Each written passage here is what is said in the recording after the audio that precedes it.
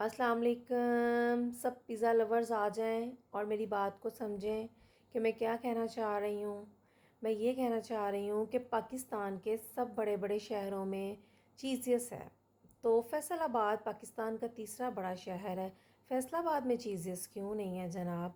फैसलाबाद में चीज़ियस होना चाहिए क्योंकि पिज़्ज़ा लवर्स को चीज़ियस का क्राउन क्रस्ट पिज़्ज़ा बहुत पसंद है। ठीक है, तो छोटू सा उकाड़ा है, वहाँ चीज़ियस है। छोटू सा साहिवाल है, वहाँ चीज़ियस है। छोटू सा खानेवाल है, वहाँ चीज़ियस है।